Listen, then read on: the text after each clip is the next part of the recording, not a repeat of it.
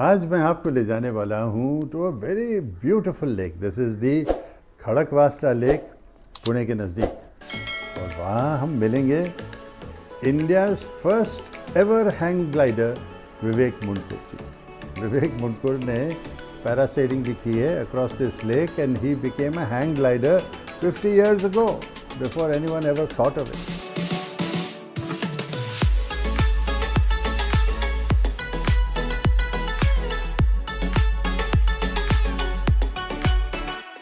अब विवेक एक बहुत ही सिंपल बट डिटर्मिन फैसिनेटिंग आदमी है.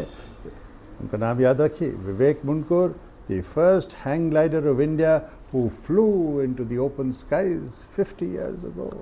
I was the first. There were a couple of other capes of Acha by people, and I met these guys. There's one guy in Mysore who claimed that he had built a hang glider, but he could not give me proof that he had actually flown. He created the equipment with a machine strapped onto his back entirely on his own, proving कि अगर आपको एक सपना है, you can make it fly. If you have a dream, it can fly. You have to have the determination and the imagination. On 1975, the sport had got started sometime in 1970-71. Now they were manufacturers selling professionally built hang gliders out of aircraft grade material. So I said, well, I can't buy one of these. So they're very expensive to import in 1970-75. Getting anything from abroad was big and very. I said, well, let me see if I can at least build one. It is interesting that Vivek used a self-instruction book to learn how to use the air current to fly. वो एक किताब पढ़ रहे थे self instruction की, तो किताब में एक वार्निंग थी, only fly as high as you are willing to fall. It's a very interesting instruction applicable to life also, कि only fly as high as you are willing to fall. यानी अगर आप गिरें तो आपको चोट तो लगने वाली है. आप जितना ऊंचा आप उड़ेंगे तो उतनी ज़्यादा आपको चोट होगी जब आप गिरेंगे. So don't be too ambitious, too brave. Fly at a lower level so that अगर आप गिरें भी, आप फिर भी उठ के दोबारा फ्लाई कर सकते हैं. Yes, isn't that true of life? Vivek is an army man and he is very disciplined and he did a lot of training. He is a self-made man. इनको यह जगह मिली. It is uninhabited, at least it was in those days, and he used to train here also many years ago, right on the edge of the Khadakwasla lake, on the outskirts of Pune. अब ये भी उन्होंने सोचा कि retirement years में मैं यहाँ पे रहूँगा, लेकिन एक दिन ही decided to move away from the army. और फिर यहाँ पे आए वो, away from the urban life, the schemes and politics शहर का, तो उनको उससे वो ऊब गए थे. And he what you know what he did, he hired a few local masons, और उन्होंने ये घर जो हम देख रहे हैं अपने हाथों से बनाया. और कुछ ही महीनों में, 3-4 महीने में मुझे बताते हैं कि वो घर बन गया. And this shows, कि this is with your own hands in a few months, with your own expertise, with your own कारीगर of the local people, you could build a house of your own. तो ये जो hang glider के जो experiments थे, काफ़ी time लगा उनको धीरे धीरे एक फ्लाइट बनाने के लिए, लेंथ टाइम बनाने के लिए. It's very exciting how he tells how he was actually flew for the very first time. सुनिए. Near my house was a small hill. So there were some loose rocks and all. I cleared them up, and finally I cleared a path for running down. From 5 feet I ran down with a gradual slope, and I really kicked beautiful and landed when maybe about 5 to 8 seconds right ahead, and gradually come down. So I did that, and whoop, wow! And this guy recorded it. So I said, wow, we made the first flight in India. Then after some time, I kept practicing from that 5 key. And then I was looking about 10 feet off the ground.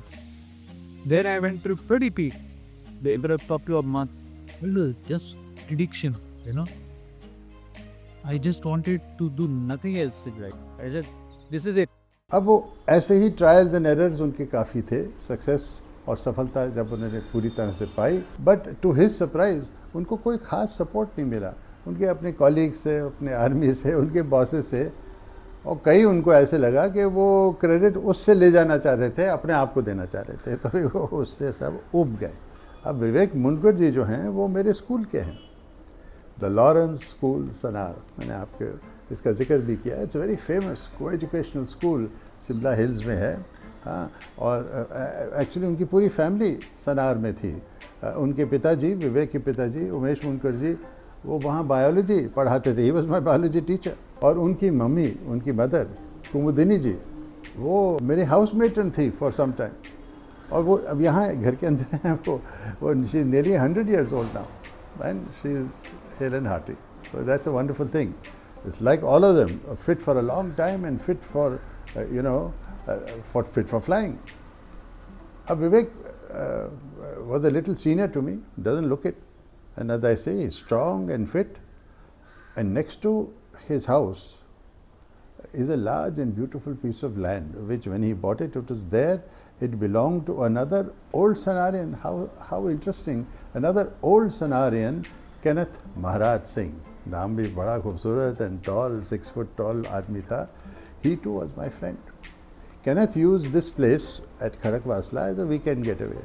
वो वहाँ पे बड़े scenic walks थे, strolls थे along the Khadakwasla lake, very peaceful quiet place. वहाँ उजाड़ था, कोई थे नहीं वहाँ पे। It was not a very, hardly any habitation was there for a long long time.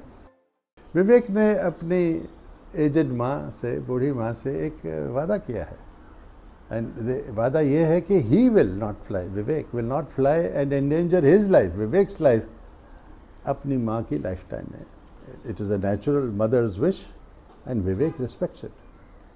But he has decided to end his own days flying solo again. उनको ऐसे लग रहा है, वो जुनून फिर से उनमें धीरे धीरे बढ़ रहा है, क्योंकि it is such an intoxicating experience. I feel I should show up because I'm going to catch 80 next day. But even General Sharma, my guru, he says, wait, no, बहुत हो गया। I know कितना बेटे पैर ये पे मैं, but don't push it too much. So I will decide to slow down. This smart electric bicycle is also self-made, like most things are in Vivek's expert hands. He uses this bicycle even today to go every morning to the Kodije village market about 5 kilometers away. People on fancy racing bikes pass him on the level road, but when they're going up the incline, he passes them and he enjoys their interested and puzzled stares. How is this old man crossing them on this bicycle? But then that is the power of one. I think, मुझे ऐसे लगता है कि he has found, उनको वो नुस्खा मिला है, फॉर्मूला मिला है खुशी का, for happiness. Living in the midst of nature, what a lovely area. When you come and travel here, you forget that you have near a city. और उनके साथ हैं this bunch of happy dogs and chickens. उनकी माँ भी उनके साथ रहती हैं। उनकी फैमिली अक्सर उनसे मिलने आती हैं। उनकी बेटी आंचल, she has inherited her spirit of adventure from him. एक बड़े थार जीप लेके उन्होंने एक एक्सप्लोरेशन भी किया है, और वो जीप्स भी यहाँ पे लाई हैं। और तो और मैंने ये डिस्कवर किया कि शायद एक सांप भी उनको मिलने आया होगा रिसेंटली, क्योंकि जब विवेक और मैं थोड़ा सा उसके लैंड का टूर कर रहे थे, उसकी ज़मीन का पानी के करीब फेंस पे, वो सांप का जो स्किन है, चमड़ा जो है, sloughed off skin, we could still see stuck on the fence on the periphery of his estate overlooking the beautiful lapping waters, क्योंकि वो कुछ 4 या 5 फुट बड़ा था, आसपास के जंगल में रहता होगा। Vivek describes his moments in the air as pure ecstasy. A kind of joy so intense it is beyond intoxication. It is, for him, a form of nirvana. Prediction, I want to be in the air with nature, with God. उनको सुनते सुनते I am reminded of a popular song of yesteryear, many many years ago, जब मैं ही छोटा था, which celebrates the freedom of the wind. और वो गाना है, आपको शायद याद होगा, हवा में उड़ता जाए मेरा लाल दुपट्टा मलमल का, ओ जी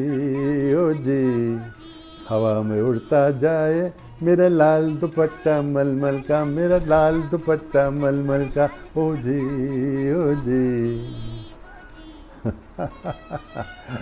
हाँ जी, विवेक मुनकुर और उनकी flying machine. It is proof that if you dare, you can do.